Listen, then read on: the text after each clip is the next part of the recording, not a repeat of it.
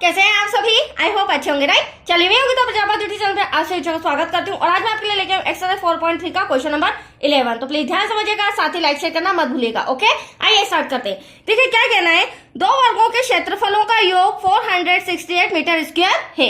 यदि उनके परिमापों का अंतर 24 मीटर हो तो दोनों वर्गों की भुजाएं ज्ञात कीजिए। तो ये जो हमें सम दिया गया है, पहली बात तो हमें एक बड़ा वर्ग लेना पड़ेगा, एक छोटा वर्ग लेना पड़ेगा।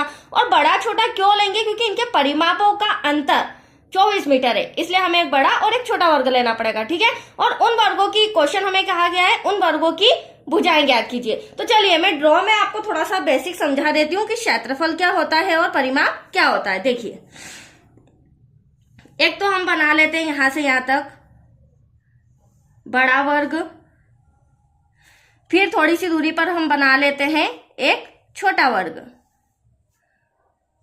अब देखिए क्षेत्रफल क्या होता है बच्चों, ये जो बीच वाली जितनी भी स्पेस आपको नजर आ रही है, जगह नजर आ रही है, ये वर्ग की क्या कहलाती है? भुजा कहलाती है। और दोनों वर्गों के क्षेत्रफलों का योग कितना दे रखा है हमें? ये दोनों वर्ग हैं, इनके क्षेत्रफलों का योग दे रखा है 468, मतलब प्लस का साइन, योग है ना।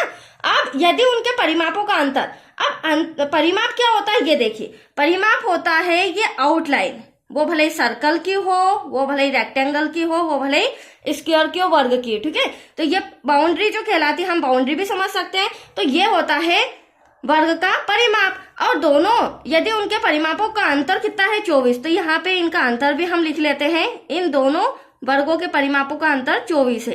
अंतर बोला है तो माइनस का साइन आ जाएगा। अब यहाँ तक कोई डाउट? ड्रॉ तो इतना क्लियर हो गया। अब वर्गों की भुजाएं ज्ञात करनी है, तो माना कि हम छोटा वर्ग पहले ले लेते हैं। छोटे वर्ग की भुजा को x मानेंगे और बड़े वर्ग की भुजा को फाइंड करने के लिए कुछ कैलकुलेशन करना होगा, क्योंकि हमें पूरे सम में कुछ भी ऐसा हिंट नहीं दिया गया है कि छोटे वर्ग से 2 गुनी हो, 3 गुनी हो, लंबाई हो, चौड़ाई हो, कुछ भी हमें मेजरमेंट नहीं दिया गया है। तो यहाँ पे थोड़ा सा कैलकुलेशन करना होगा, बट फिलहाल तो मैं छोटे वर्ग की भुजा लिख रही हूं। माना कि छोटे वर्ग की भुजा, इसे हम मान लेते हैं बच्चों x मीटर, राइट? यहां पर कोई डाउट? अब हमें कैलकुलेट करना होगा। देखिए ध्यान से समझिएगा, वर्गों के परिमापों का अंतर कितना है? 24। और मैं परिमाप ही क्यों ले रही हूँ? क्योंकि जो बाउंड्री होती है ना, यही लेंथ ब्रीथ होती है। ठीक है, लंबाई चौड़ाई होती है, इसको मिलाकर ही बाउंड्री बनती है। तो हमें परिमाप को ही लेकर बड़े वर्ग की भुजा को मानना होगा, राइट? अब देखिए हम क्या करेंगे, यहाँ पर वर्गों के परिमापों का अंतर कितना दे रखा है बच्चों? 24 दे रखा है। अब जब वर्गों के परिमापों का अंतर 24 दे रखा है, तो उनकी भुजाओं का अंतर भी हम निकाल लेंगे। देखिए कैसे, तो उनकी भुजाओं का अंतर। अब भुजाओं का अंतर कैसे? तो देखो मैं पहले ही आपको बता देती हूँ, चूंकि हमारा वर्ग है, स्क्वायर है, तो इसमें कितनी भुजा आपको नजर आ रही है? 4। और चारों एक जैसी होती है, क्योंकि वर्ग की सभी भुजाएं समान होती है। तो 4 का डिवाइड करेंगे। और चूंकि हमें बड़े वर्ग की भुजा चाहिए, वैसे तो छोटे वर्ग किसी का भी ले सकते हैं, बट यहाँ पर हमें बड़े वर्ग की भुजा माननी है। 4 1 जा 4, 4 6 जा 24, तो एटलीस्ट 6 आया है। अब हम निकालेंगे, लिखेंगे बड़े वर्ग की भुजा। देखिए कैसे, बड़े वर्ग की भुजा, तो छोटे वर्ग की भुजा को तो हमने x माना है। ठीक है, तो छोटे वर्ग से बड़े वर्ग की भुजा 6 अधिक होगी। आया अब आपको समझ में? और प्लस का साइन लगाया है, क्योंकि बड़ा वर्ग है तो प्लस लगाना पड़ेगा। जैसे हमारे पास छोटे वर्ग की भुजा आ जाएगी, उसमें हम 6 को प्लस कर देंगे तो बड़े वर्ग की भुजा आ जाएगी। दैट्स क्लियर यहाँ तक? चलिए अब हमें क्या कहा गया है? दोनों वर्गों के क्षेत्रफलों का योग। तो हमारे पास दोनों भुजाएं आ चुकी है, हालांकि हमने माना है, इसे फाइन अप करेंगे हम। इनके क्षेत्रफल कितना दे रखा है? 468। तो देखिए दोनों वर्गों के, तो पहले हम लिख लेते हैं x पहले वर्ग की भुजा, फिर दूसरे वर्ग की भुजा को हम ले लेते हैं x + 6, दोनों में वर्ग लगा देंगे। तो दोनों वर्गों के क्षेत्रफलों का योग, योग है तो प्लस का साइन 468। Any doubt? अब इसी के थ्रू हम इक्वेशन बनाएंगे और बड़ी भुजा छोटी भुजा फाइंड करके बताएंगे। तो देखिए x का x में मल्टीप्लाई करेंगे बच्चों, x स्क्वायर, यहाँ होल स्क्वायर है तो इसे हम 2 टाइम लिख सकते हैं। x+6 equal to 468। यहाँ पर एक्स स्क्वायर हो जाएगा। अब इस x का मल्टीप्लाई हम पूरे ब्रैकेट में करेंगे, ठीक है, क्योंकि हमें ब्रैकेट सॉल्व करना है। फिर +6 का मल्टीप्लाई पूरे ब्रैकेट में, तो देखिए x का x में करेंगे तो x स्क्वायर हो जाएगा, x का 6 में करेंगे तो 6x हो जाएगा। फिर 6 की बारी, 6 का x में करेंगे 6x, 6 6 36 इक्वल टू 468। यहाँ तक कोई डाउट?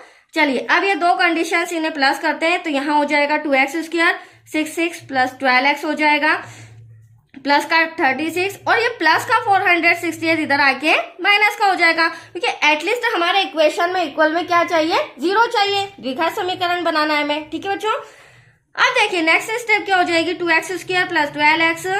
अब यहाँ पर हम प्लस माइनस करेंगे, बड़ी संख्या माइनस की तो माइनस का चिन्ह आएगा। 8 में से 6 गया बचा 2, 6 में से 3 गया बचा 3, यहाँ पर आ जाएगा 4 ऐसा का ऐसा इक्वल टू 0।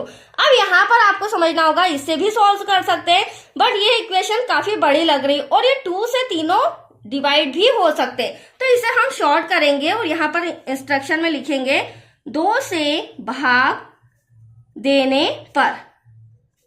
अब देखिए बच्चों, 2x स्क्वायर में 2 से भाग देंगे तो एटलीस्ट हमारे पास क्या आ जाएगा, x स्क्वायर। वैसे ही 12x में 2 से भाग देंगे तो 2 6 12x माइनस, इसे देख लीजिए 432 में 2 से भाग देंगे, 2 2 4, 2 1 2, कैरी आया 1, 2 6 12, तो यहाँ पर आया 216 इक्वल टू 0। अब ये हमारी इक्वेशन जो आ गई है, इसे हम द्विघाती सूत्र से सॉल्व करेंगे, जिसे मैं यहाँ पर रिटर्न कर रही हूँ एक बार और, क्योंकि द्विघाती सूत्र के लिए हमें एबीसी अलग करना होगा। तो x square plus 6x minus का 216 इक्वल टू 0। तो a बराबर हमारा क्या हो जाएगा बच्चों, 1 हो जाएगा, राइट। x स्क्वायर के आगे कुछ नहीं तो 1 मानते हैं। b हो जाएगा प्लस का 6, देन c हो जाएगा माइनस का 216। यहाँ तक कोई डाउट? अब हम लगाते हैं द्विघाती सूत्र। द्विघाती फॉर्मूला वो होता है x equal to minus B plus minus under root में B square minus 4ac divide में आ जाएगा 2a। मैंने आपको पहले भी बताया फॉर्मूला लर्न करने की कोई जरूरत नहीं, जब आप इन सम की प्रैक्टिस करेंगे तो ये ऑटोमेटिक आपको लर्न हो जाएगा, ठीक है। अब b का वैल्यू हमें पुट करना है, तो b का वैल्यू 6 हो जाएगा। फॉर्मूले का माइनस ऐसा का ऐसा प्लस माइनस ये एंड तक ऐसा का ऐसा चलेगा। b की वैल्यू वापस से 6 हो जाएगी, होल स्क्वायर 4 ऐसा का ऐसा, a के प्लेस पर हम लिख देंगे 1, देन c के प्लेस पर लिख देंगे माइनस 216, डिवाइड में हो जाएगा 2, ब्रैकेट में आ जाएगा 1। अब इसे हम सॉल्व करते हैं बच्चों, ध्यान से देखिएगा। -6 तो ऐसा का ऐसा, राइट, प्लस माइनस ऐसा का ऐसा, अंडर रूट में 6 का 6 में मल्टीप्लाई, 6 6 36। अब यहाँ पर पूरा मल्टीप्लाई में तो माइनस माइनस पहले प्लस कर लेते हैं, फिर 4 का मल्टीप्लाई 6 में करेंगे, तो एटलीस्ट यहाँ पे मल्टीप्लाई करने पर 864 आ रहा है, और डिवाइड में 2 1 2। नेक्स्ट स्टेप क्या हो जाएगी, अंडर रूट को प्लस कर देंगे। आप देख रहे हैं दोनों प्लस क्या आ रहे हैं, पता करते हैं क्या संख्या आ रही, फिर हम वर्गमूल निकालेंगे। -6 प्लस माइनस 6 और 4 10, 6 3 9 और 1 10, 8 और 1 9, 900 का वर्गमूल वेरी सिंपल।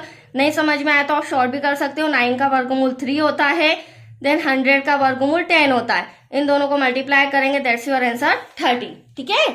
और अगर आता है तो डायरेक्टली भी कर सकते हैं। तो x equal to -6 plus minus 30 divide में 2। अब हमें यहाँ पर करना क्या होगा, एक प्लस में लेना होगा, एक माइनस में, ठीक है, क्योंकि हमें दो मूल ज्ञात करना है और उनके द्वारा ही हम छोटी भुजा फाइंड कर पाएंगे। तो आइए इसे मैं नेक्स्ट पेज पे करा रही हूँ, इजीली आप समझ पाएंगे। तो x equal to -6 plus minus 30 divide में 2। इंस्ट्रक्शन प्लस लेने पर बच्चों यहाँ पर आ जाएगा, माइनस लेने पर बीच में हम पार्टीशन करेंगे। अब ध्यान से देखिएगा, x इक्वल टू मैंने क्या लिखा है, प्लस लेने पर, दो चिन्ह है आपके सामने, प्लस लेने पर लिखा है तो हम यहाँ प्लस लेंगे। अब आप देख सकते हैं 30 में से 6 क्या बचा, 24। 2 से डिवाइड करेंगे, 2 1 2, 2 2 4। तो x इक्वल टू आया हमारा 12। एनी डाउट, एक आंसर आ चुका है। अब दूसरा फाइंड करते हैं कैसा आ रहा है, प्लस में या माइनस में, क्योंकि इसमें आंसर लाना इंपॉर्टेंट है। प्लस में आया तो हमारा आंसर होगा, माइनस में आया तो वह आंसर नहीं होगा। क्यों नहीं होगा वो भी मैं बताती हूँ। x इक्वल टू -6 माइनस का 30 डिवाइड में हो जाएगा बच्चों 2।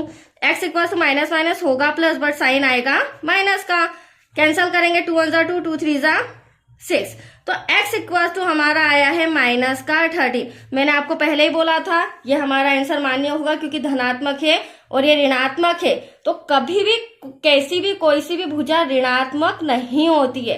एटलीस्ट आपका आंसर आएगा x इक्वल्स टू 12। और x हमारा क्या था, छोटे वर्ग की भुजा। x को हमने क्या माना था, छोटे वर्ग की भुजा, तो यह आ चुकी है और साथ ही साथ हम बड़े वर्ग की भुजा भी निकाल लेंगे। तो आया आपको समझ में। चलिए पहले लिख लेते हैं आंसर में। यहां लिखेंगे हम छोटे वर्ग की भुजा x equals to 12 meter. Then बड़े वर्ग की भुजा, इसे हमने माना था x प्लस 6। मैंने पहले ही आपको बोला था जब भी हमारा x आएगा उसमें 6 को ऐड कर देंगे, तो ये हो गया 18 मीटर। That's your answer. तो आया आपको समझ में। बहुत ही अच्छा सम था बच्चों, कंप्लीट हो चुका है, एक्सरसाइज भी कंप्लीट हो चुकी है। अब नेक्स्ट वीडियो आपको मिलेंगे एक्सरसाइज 4.4 से रिलेटेड। ओके, थैंक यू बच्चों।